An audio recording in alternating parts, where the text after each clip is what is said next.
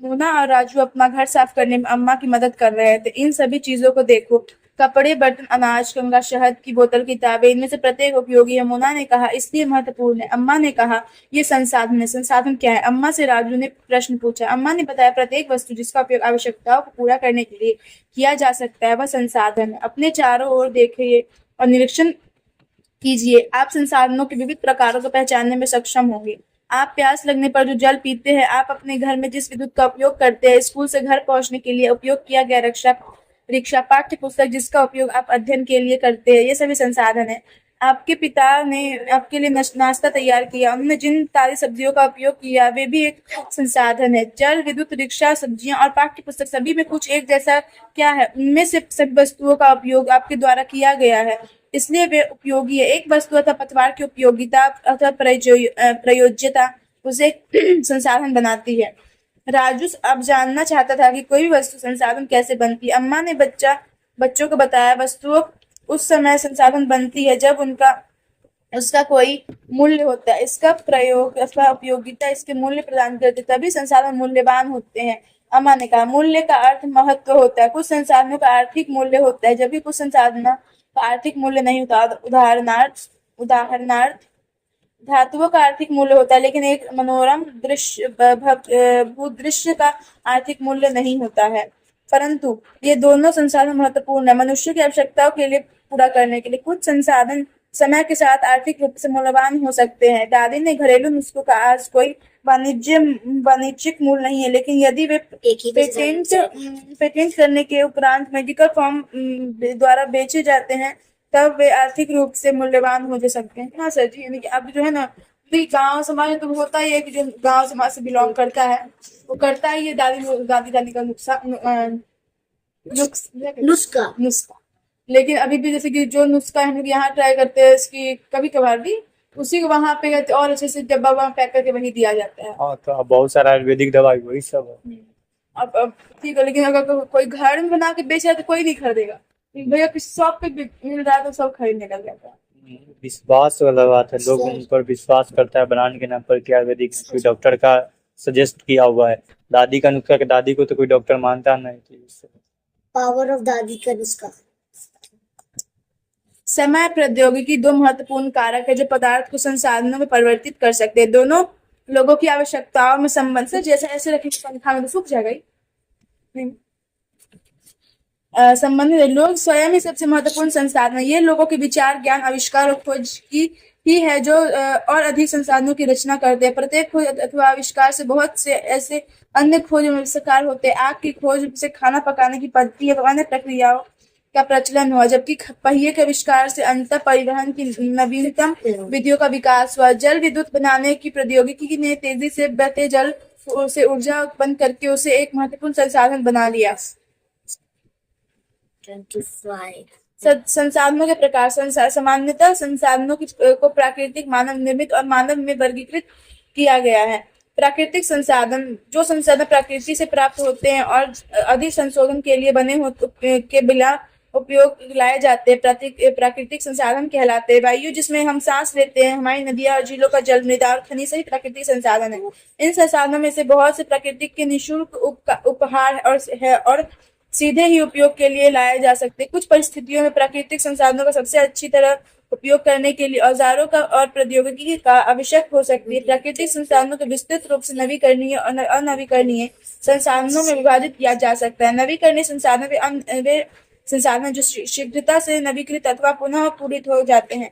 इनमें से कुछ असीमित है और उन पर मानवीय क्रियाओं का प्रभाव नहीं होता, जैसे सौर और पवन ऊर्जा। लेकिन फिर भी कुछ नवीकरणीय संसाधनों जैसे जल, मृदा और वन का लापरवाही से किया गया उपयोग उनके भंडारण को प्रभावित कर सकता है। जल असीमित नवीकरणीय संसाधन प्रतीत होता है, फिर भी जल की कमी और प्राकृतिक जल स्रोतों का सूखना आज विश्व के बहुत से भागों में एक बड़ी समस्या है। नवीकरणीय संसाधन जिनका भंडारण सीमित है, भंडार के एक बार समाप्त होने के बाद उन्हें नवीकृत होने अथवा पुनः पूरित होने में हजारों वर्ष लग जाते हैं।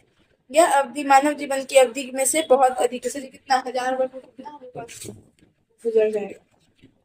1000 वर्ष कोयला एक संसाधन है, वो भी बहुत वर्षों बाद तैयार हुआ और चला भी बहुत वर्षों तक। अभी भी अभी भी लेकिन ये निश्चित नहीं है कि और कब तक चलेगा। डेली लाइफ में यूज होता है सब, कोई करता है अभी हाँ हाँ होता है सर ठंडी में कई जगह अभी बिजली बनाने में भी उपयोग किया जाता हम लोग है, के यहाँ बहुत बिजली ज्यादा कैसे भारी बनता है? हाँ कोयला का ही उपयोग हम लोग के यहाँ कोई हाँ बिहार में भी कोयला का बहुत ज्यादा मात्रा में बिजली बनाने में उपयोग किया हम लोग को कैसे बिजली मिलता है? कोयले से बना हुआ कोयला से। और कोयला खत्म हो जाए तो बिजली नहीं रहेगा? बिजली भी बनाने के दूसरा चीज करो तो भी करो। इस प्रकार के संसाधन अनवीकरणीय कहलाते हैं। कोयला, पेट्रोलियम तथा प्राकृतिक गैस इससे के कुछ उदाहरण है। प्राकृतिक संसाधनों का वितरण भूभाग, जलवायु, ऊंचाई जैसे अनेक भौतिक कारकों पर निर्भर करता है। पृथ्वी पर इन कारकों में विभिन्नता होने के कारण संसाधनों का वितरण असमान है। मानव निर्मित संसाधन कभी कभी प्राकृतिक पदार्थ तब संसाधन बन जाते हैं जब उनका मूल को बदल दिया जाता है। लौह अयस्क उस समय तक संसाधन नहीं था जब तक लोगों उससे लोहा बनाना नहीं सीखा। तो लोग प्राकृतिक संसाधनों का उपयोग पुल, सड़क, मशीन और वाहन बनाने में करते हैं जो मानव निर्मित संसाधन के नाम से जाने जाते हैं। प्रौद्योगिकी भी एक मानव निर्मित संसाधन है, इसलिए हम जैसे लोग प्राकृतिक संसाधनों का उपयोग करके मानव निर्मित संसाधन बनाते हैं। लूना ने समझाते हुए कहा, हाँ राजू ने स्वीकृति से सिर हिलाया। मानव संसाधन लोग और अधिक संसाधन बनाने के लिए प्रकृति का सबसे अच्छा उपयोग तभी कर सकते जब उनके पास ऐसा करने का ज्ञान, कौशल तथा प्रौद्योगिकी उपलब्ध हो। इसलिए मनुष्य एक विशिष्ट प्रकार का संसाधन, अतः लोग मानव संसाधन है। शिक्षा, स्वस्थ ये हाईलाइट करना मेरा नाम आ गई थी है। शिक्षा कहाँ है मेरा नाम?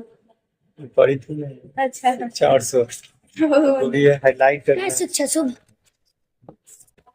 शिक्षा और स्वास्थ्य लोगों को बहुमूल्य संसाधन बनाने में मदद करता है। अधिक संसाधनों के निर्माण में समर्थ होने के लिए लोगों के कौशल में सुधार करना मानव संसाधन विकास कहलाता है। संसाधन संरक्षण मोना ने एक बुरा स्वप्न देखा। उसने देखा कि पृथ्वी पर सारा जल सूख गया है, सारे पेड़ कट गए हैं।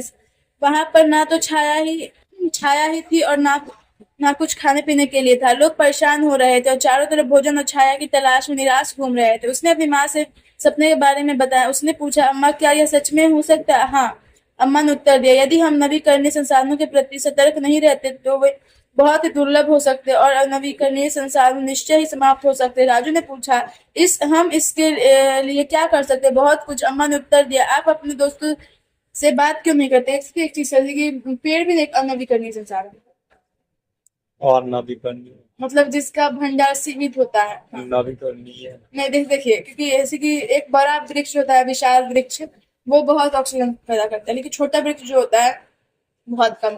एक वृक्ष को उतना बनने में 10 साल 15 साल लगता है, उतना एकदम जटीला बनने के। तो हुआ ना, मतलब उसका बहुत टाइम लगता है। सर हमारा बन गया सर। हमारा तो दूसरा चलो तो बताने अपना दो। काम करो ना। नवीकरणीय वो कहलाएगा जो अभी बन रहा है और खत्म हो जाने के बाद फिर दोबारा वो बन सकता है। ये भी तो बन सकता है, कोयला वगैरह। कोयला इतना जल्दी और इतना नहीं बन सकता, सही बात है। लेकिन पेड़ों का है, अभी एक जगह पेड़ हटा तो दूसरा पेड़ लगा देंगे, थोड़ा सा वृक्ष कर दिया नहीं पेड़ क्या ये उसकी बड़ा और बहुत पुराना वृक्ष है, बहुत बड़ा वृक्ष से उतना मैंने कुछ टाइम बाद बड़ा ही हो ही जाता है, इसलिए ये नवीकरणीय में आएगा संसाधन। संसाधनों का सतर्कता पूर्वक उपयोग करना, उन्हें नवीकरण के लिए समय देना संसाधन संरक्षण कहलाता है। संसाधनों का उपयोग करने की आवश्यकता और भविष्य के लिए उनके संरक्षण में संतुलन बनाए रखना सतत पोषणीय विकास कहलाता है। संसाधनों के संरक्षण में अनेक तरीके हैं। प्रत्येक व्यक्ति उपभोग को कम करके वस्तुओं के पुनः चक्रण को और पुनः उपयोग द्वारा योगदान दे सकता है। अंतः यह विभिन्नता बताता है मेरे को क्या दूसरे से जुड़े। उस शाम बच्चों और उनके मित्र के पुराने समाचार पत्रों, व्यर्थ वस्त्रों, डंडियों के से लिफाफे, खरीदारी के लिए थैले बनाए। मोना ने कहा, हम इन वस्तुओं में से कुछ वस्तुएं उन परिवारों को देंगे जिन्हें हम जानते हैं। मुस्तफा ने कहा, अपने संसाधनों को बचाने, अपने पृथ्वी को सजीव रखने एक बहुत अच्छा कार्य है। जस्सी ने कहा, मैं बहुत ही सतर्क रहूंगी कि कागज व्यर्थ ना हो। उससे यह स्पष्ट किया, कागज बनाने के लिए बहुत से पेड़ों को काट दिया। 1 टन कागज बनाने के लिए 17 पेड़ कटता है ना? मैं ध्यान रखूंगा कि मेरे घर में विद्युत व्यर्थ ना हो। मुस्तफा ने जोर से कहा, विद्युत जल और कोयले से मिलती है। विद्युत जल और कोयले से मिलती है। मैं विश्वास दिलाती हूँ कि घर में जल बेकार नहीं होगा। जल की एक एक बूंद मूल्यवान है। आशा ने कहा। बच्चों ने कहा, हम सब मिलकर अंतर ला सकते हैं। यह कुछ कार्य मोना, राजू और उनके मित्रों ने किए। आपका क्या विचार है? आप संसाधन संरक्षण में कैसे मदद करने जा रहे हैं? हमारी पृथ्वी और इस पर निवास करने वाले सभी लोगों का भविष्य पेड़ पौधे परितंत्र की सुरक्षा और संरक्षण से जुड़ा है। अब यह सुनिश्चित करना हमारा कर्तव्य हो जाता है कि सभी नवीकरणीय संसाधनों के उपयोग सततपोषी है। पृथ्वी पर जीवन की विविधता संरक्षित की जाए। प्राकृतिक परिवर्तन तंत्र, पर्यावरणीय तंत्र की हानि को कम से कम किया जाए।